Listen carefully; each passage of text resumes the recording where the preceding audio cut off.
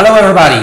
Welcome to, the second stage, the stage of every designer. And last week, we talked about the novice designer. So somebody who really starts, and that's typical for like a student. They just finish the course, they finish the school, and they come into the business. They come into the flower shop. Well, after novice designer, you go a step, you step up. You step up to the next level. And then, like, we just call it a everyday designer. But also, sometimes they use the terminology of the survival stage. The survival stage is because it's all you and you come up with your business and your business starts to work, but you're in a kind of survival modus. So that's why they call it the survival stage. Some keywords, I would say, it's habits. Habits is a good one. You stick to your habits. Also, you stick to your known. What you know, you feel comfortable. This is so obvious for a everyday designer. And what happens, you go in repetition. You go into like your creative repetition. You are feeling comfortable in what you do. You feel comfortable in what you design and so on. I see a first time. That means we have some viewers. So please let me know from where you are. And I don't know how to say goodbye, good morning, or good afternoon, or good evening. But of course, you're welcome. And do not hesitate to drop your questions. Please drop them or drop your comments. I'm so happy to answer them. And I'm really looking forward to all your questions.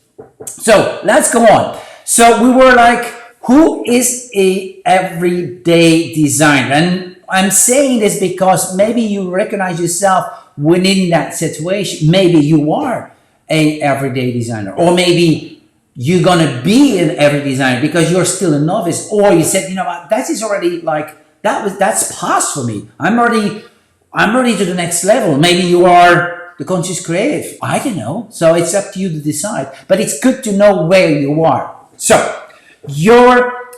as a designer, as a everyday designer, we can say you are designing, but you're designing a little bit more in an unconscious way, as your body takes it over from your mind. That's weird. How can your body takes it over from your mind? I learned that from a Dr. Joe Dispenza, and he said when the body knows it better, because you repeat. The first time you have to think how to do it. But if you do it multiple times, the body knows it better than the mind. So think about riding a bicycle. The first time, I do remember the first time I had to ride a bicycle, and I do remember it was my sister. She helped me, and I was like, oh yes, I can ride a bicycle, right? So it's the mind has to teach you how to do, but if you do it every day, you don't have to think about it anymore. Think about if you drive a car, right? Or it's very simple. If you eat, right? You take your spoon and you put it directly to your mouth. You don't have to search. But I don't know, if you were like a baby, you had to search. Sometimes when a baby eats it, like the whole soup is more soup on the face than actually into the stomach. So I mean, is the more you do, the more it becomes a habit, and you don't have to think anymore. So that means, creatively wise, we think with the mind. The creative ideas come up from the mind. They don't come from the body, right? So if you are in the modus of the habits, you're not creating new designs. You are definitely not creating like innovative designs, because you stick to the known. You are not challenging yourself to design something from the unknown, from like, oh, maybe I can do something totally new that nobody has seen, of I don't had, or I didn't see it, right? So it means you're designing in the future because you imagine something. But like an everyday designer, they're not really in that kind of mindset. So it means that you are not creating a new, or you're not are open to create something totally different, to come up with something like something new. Maybe you do, but not to that kind of very like, you will not push your limits creative wise, if you know what I mean. So let's put it like this. So I'm going to give you a point, and maybe you recognize yourself, or maybe you know somebody, because this is also happens. I know people in all the 5 stages. I can say, okay, that's a novice. If I speak to somebody, I can put that person in a certain stage, or just between 2 stages, or that person is a sort of stage, but it really want to grow or want to level up to the next stage, because the questions they ask me are, okay, that's cool. So I can answer to their knowledge, to their awareness. How? Because if you are teaching somebody, you have to teach from the knowledge that person has and add extra knowledge. You cannot come up with like very difficult input. If like Albert Einstein would talk to me, I would like, okay, so I wouldn't get it, right? So you have to adapt yourself always to a certain stage. So in here, I would say like their creative insight in the full design process is quite simple. What I can say is actually even very simple. They work hard, and that's their motto. If you work hard, you will get there. And sometimes they work and they have a financially break-even point, but it's not always to work hard. Okay, that's for later. But they love to work hard, and they do feel if you work hard, you will get there. Well, once again, later we will see that's not true. They stay probably within their own community. Meaning is, remember last week I was talking about the environment is very important. So that means they get the creative flow, they get the creative input, they get the vibes of their own, well, small community. Right? So that holds you also a little bit like small, just to grow. Their method, they think their method is the best. They said, I'm selling good, and my clients are happy, so why should I change, right? And I feel I feel myself like as a good designer. So that means education. Why should I follow education? Because I'm not seeing the value in it. So, and I feel it's like a cost. I do not think it's an investment in my own future, because I have to pay money. So the difference between a cost and investment is like, well, if you pay money and nothing's coming back, yes, this is a cost. If something's coming back in return for what you give, investment of the money of the education is coming something back. Or whatever. If you invest in a car and it's a good car, you're happy, right? So in here as well, I see they have lots of intentions, but the actions are not always in match with their intentions. I'm going to do this, I'm going to do that, I'm going to do that, but on the end, you see like a lot of intentions, but the actions that has to follow the intentions are not coming. And that's the key. Like, creativity is about intention and actions. Creativity is not about intentions. Creativity, like I said last week, is a do word. It's a verb. So you have to go in action.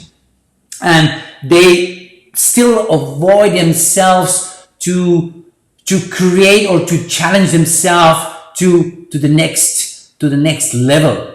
And if they do, they use the trial and error method. They do believe the trial and error method. You know what? That's easy. I just try something, and if it doesn't work, well, you know, I learn from it, and I just go on, and you know what? It will happen. Right? Those are a little bit the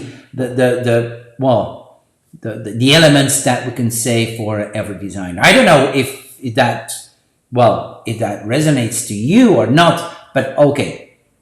And I have to say as well, the degree of passion and the joy of creating in the beginning, when you come from a novice and you start to have like a shop, and you start to have like, well, an everyday designer, and in the beginning that's high, but there is a certain risk.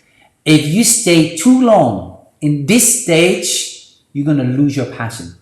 You're gonna lose your joy of working, because every day you're gonna repeat, and every day you're gonna do the same. So that's why you go in the habit.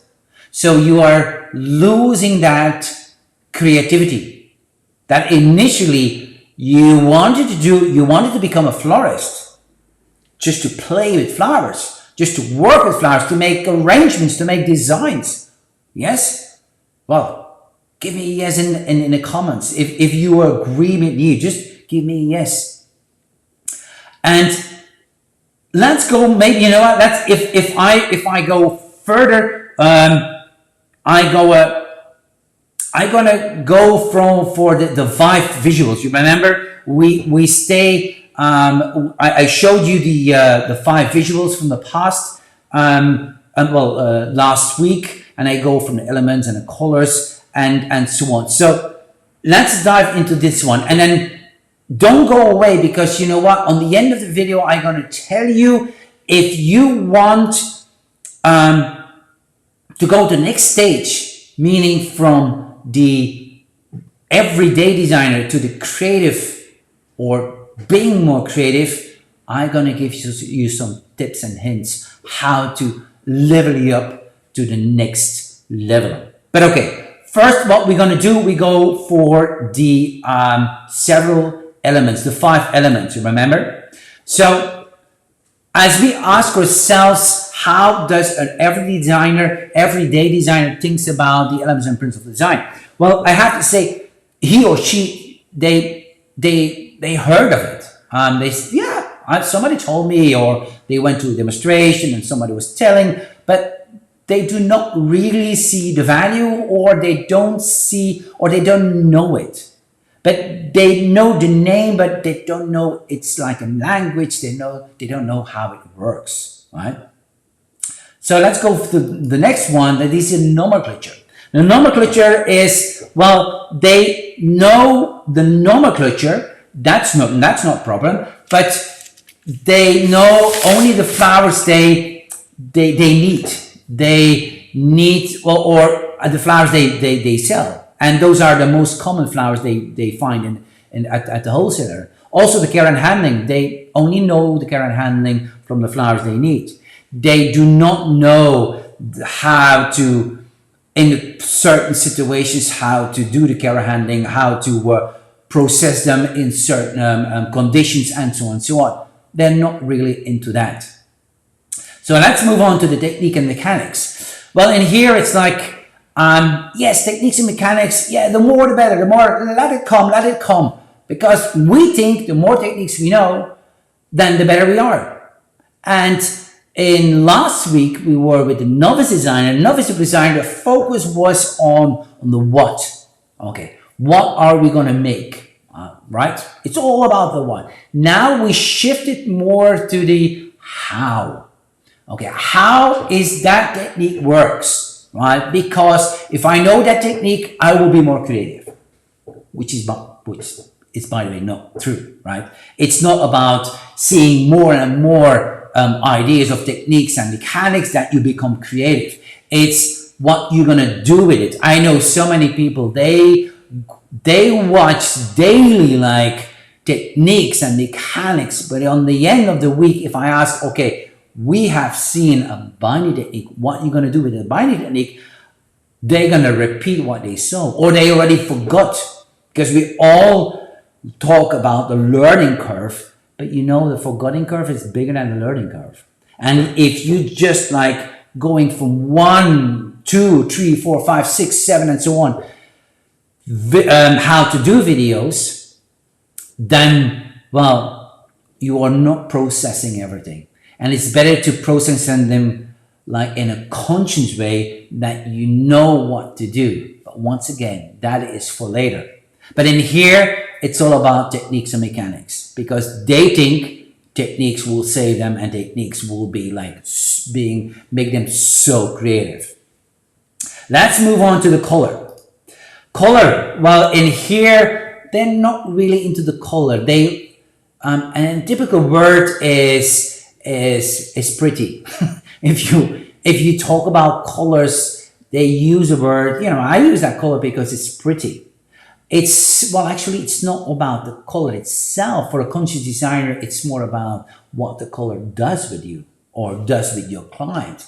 So they are not very consciously working with colors, and the color palette is chosen by them and by what they think their clients like, right? And also the color combinations, they're not really into that, right? I hope that makes sense. And then the emotion, well, flowers is all about emotion, but in here, emotion is not, well, it's not on, well, not that important. Is they do not value the emotion. It's more about, how do you say, it's more the design based on the occasion. You're gonna make a wedding bouquet? Okay, I'm gonna make a wedding bouquet for you. I'm gonna make a hand tied, and it will be pretty colors for you. But it doesn't show that personality. It doesn't show that emotion value of the bride and so on. I'm not going too deep in that one, but saying you, for the everyday designer, the focus is not there yet, because it can, right?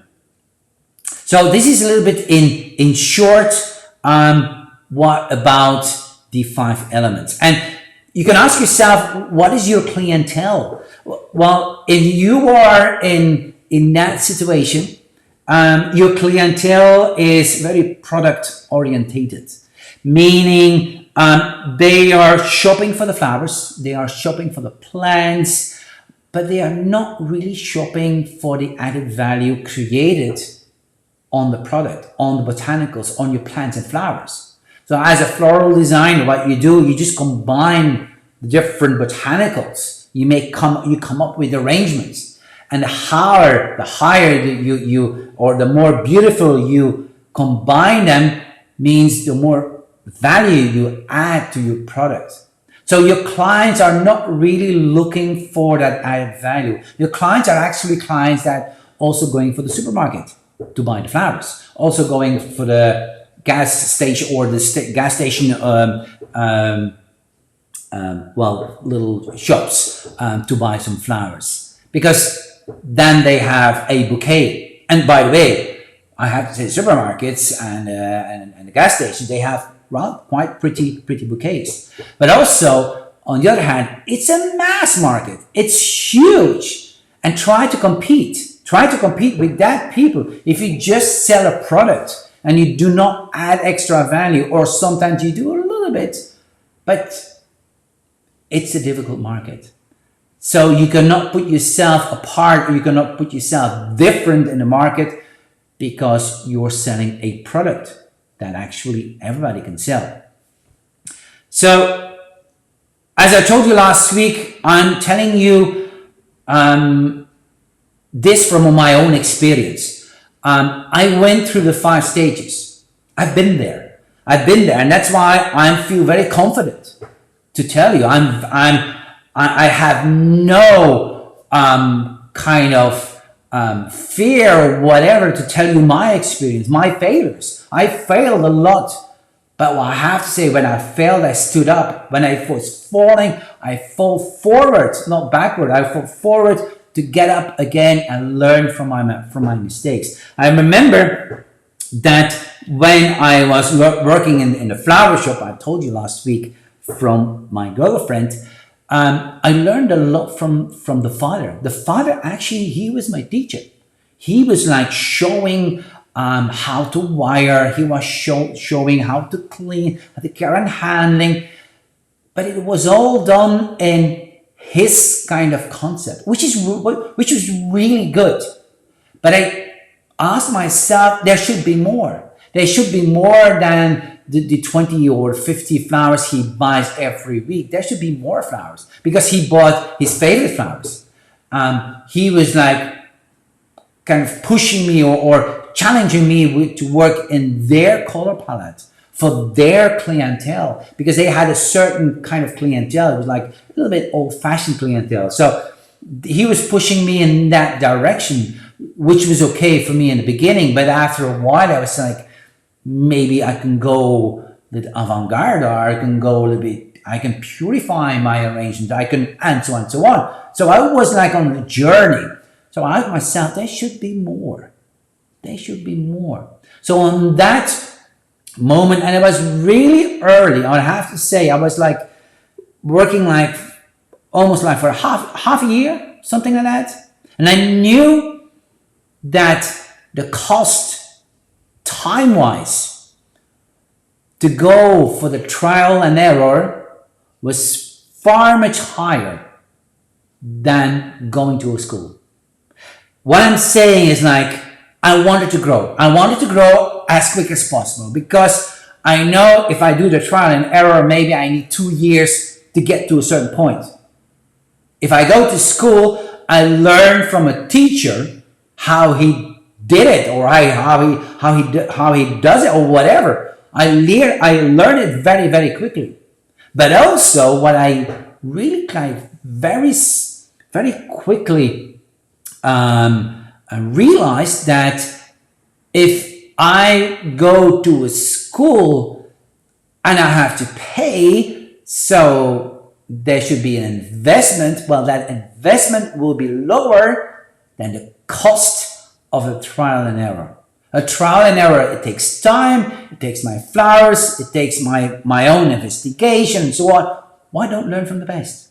And that's why I was starting also going to school, but I went to one of the best designers in Belgium also to learn, to see and to experience what it was to work with flowers, and to come up with designs, and to come up with an insight. So that really changed my life. So what I was actually doing, I was going from a status of what will I make, or what can I make, to a status of how do I make. I was curious. I wanted to know how it was made, right?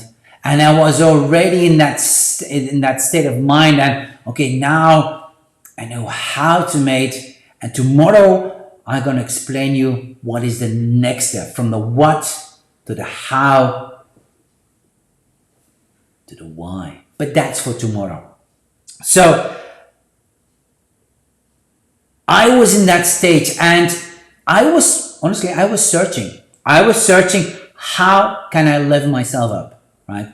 And I can say, you know what? I just called some schools. I worked with some people. Some of them were like kind of abusing me, well, in a certain way, as a designer, or like cleaning the floor. And I was not going to work with somebody just to sweep the floor or clean the flowers. I wanted to have more. And from that perspective, because I know I was on a search, I did that journey. I wrote an own very, very short, simple program, and that calls the floral transformation. And very, very short, what I do is, when you're at this stage and you want to move on to the next level, well, you can join that floral transformation program. And it's written, like I said, from my experience. It's a 5-part video series giving an insight of how a floral designer can expand and boost their creativity. And if you want to have more, you know what, you can go to our website, emcprogram.com, and you will find everything what you need. But okay, I want to ask a question. Do you ask yourself following questions? One is, do you have because there are always a balance between commercial and kind of like artistic creative designs, right? Do you feel sometimes you ask yourself, you know what, I love creating, but I miss that creativity. I have to make always the same, and in the same color palette, with the same flowers, with the same designs, and so on and so on. And I want to go further. I miss that joy of well, that creativity, that maybe that challenge myself a little bit, or play with something else. But there is no space, there is no room, because I have to come up with designs, so they have to be commercial. But I can tell you, they can be commercial, but in a creative way. And some people, they don't see the difference. They say, well, it has to be commercial, so creativity goes away. It's too artistic. But you can add a creative flavor. You can add an artistic flavor. This is what I did in my flower shop. And believe me, my flower shop was a gold mine. And tomorrow I'm going to talk about my flower shop, what I actually did for my next step as a creative designer. Next thing is like, what about your work versus the joy of creating? Like I said, what is your level of joy? Like I said, it's like, it is still high. Are you getting up in the morning with a big smile? Yes, I'm going to make like 10 arrangements, totally different, different techniques, different mechanics, different flowers. I'm going to enjoy myself. How long was this? How long ago did you ask yourself this question? Do you miss from time to time that quality time? Or do you think, I work hard, right? I love my job, but still I have to work hard. And my partner from time to time is like complaining. And I miss actually those weekends with my friends. I miss that free time that I don't have to work with flowers. Is that a question you ask yourself? Or do you want to hire people and you're hesitating because you don't know how you can financially compensate those new employees, but you're on the edge, like, we should need somebody else, but okay, maybe we shouldn't do it, or maybe we should, and so on. So you start to ask yourself, are you in that kind of situation? Well, I can tell you, because I want to keep it very short, those lives, is how do you put yourself to the next level? And that's a big question, because now I explained a little bit what is a everyday designer, but how do you put yourself to the next level? And that's a creative designer, like to position yourself better in the market, and how you can create added value, that people are really coming for your work, because the clients are coming, they're coming for you as well, but they're most coming for the product, less for the added value, right, that you create. So how can you level up yourself to create that added value to what you make, what you design? And what I would say is the best way to do this, and this is how I did, and I already told you a little bit in my own story, is go for I said in the previous, like in the novice, I say go for a teacher, right? Go for a teacher. In this case, I'm saying go for a qualified teacher. A qualified teacher teaching from a program, from a methodology, for having like a system. Because now it's the first time you get into a system, right?